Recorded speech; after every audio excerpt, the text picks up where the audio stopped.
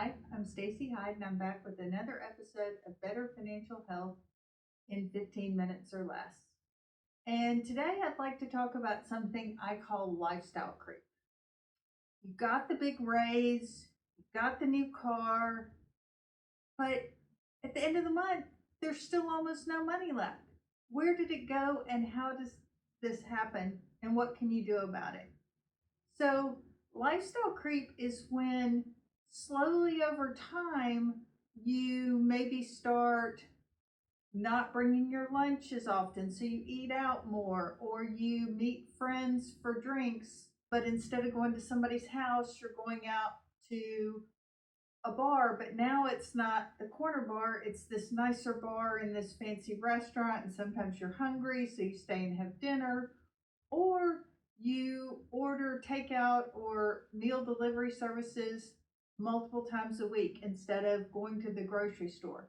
And so all of those things add up. Or maybe instead of taking the budget friendly, all inclusive vacation or going camping, you've gone to, a much nicer resort and you upgraded your plane ticket because who doesn't want more leg room, and to make sure that they can get their bags in the overhead bins.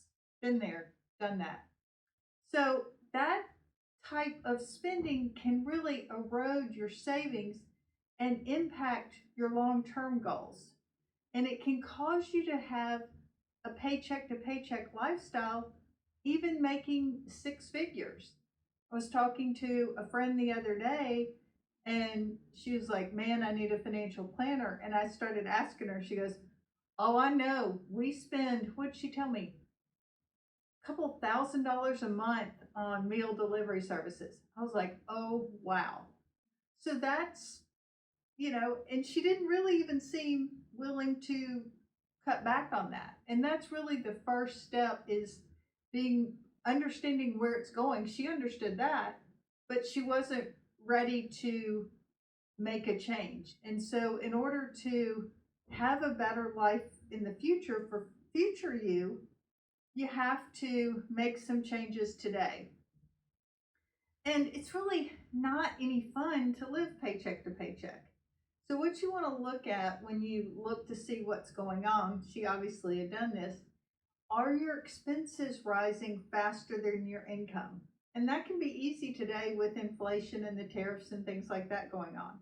And you want to compare, pull out or go online, as most of us do, and pull an old credit card statement from 2 years ago, pull an old bank statement from 2 years ago, and compare what your expenses are today versus what they were then. And a lot of the streaming services have had quite a bit of increases. And if you're not using them all, you may want to cancel them.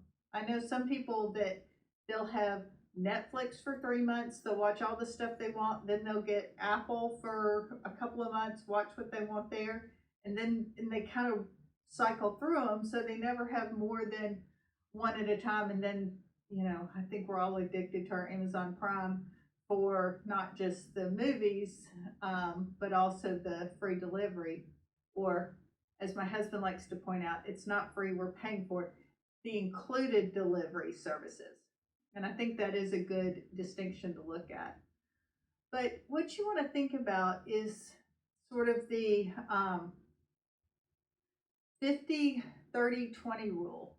And anytime you get a raise, you really want to limit the lifestyle piece to 30% of your raise. Or if it can be less, that's all the better. I was actually telling my daughter and son-in-law that the real key to building lasting wealth is to not raise your lifestyle every time you got a raise. If you were comfortable at one level, just stay there. And then you can take that money and increase your savings, increase your 401k at work, add more to your Roth IRA. But don't forget to put that money in your savings and set it aside. No, it doesn't have the potential to grow as much as stuff that you put in stock, but it's there if you need a new car, or you have a repair on your home, or something else, or you have an unexpected medical bill. Because let's be real, out of pocket payments for medical expenses can really add up quickly. So you want to make sure you're prepared for that too. So the challenge I want to ask you to try out today is the next time you get a raise, really be deliberate about where you spend that extra money and make sure that it really has a nice impact for you. Or what you could even do is take the raise, don't change anything for a month, and see how it feels to have that extra money in your bank account. Don't let it just sit there in your regular checking account though, because that's not going to earn you anything. You want to make sure you're transferring it to a high yield savings account, a money market account, or to fund some of those other longer term goals. So, and the key thing to keep in mind is that real wealth does not come from making more money. It comes from keeping more money. And at the end of the day, your future self will thank you for keeping more money today. And it will grow over time, even if it feels like for a while that it's not making that much difference. I promise you, the power of compound interest will work for you over time. Thanks for tuning in. This has been another episode of Better Financial Health in 15 Minutes or Less.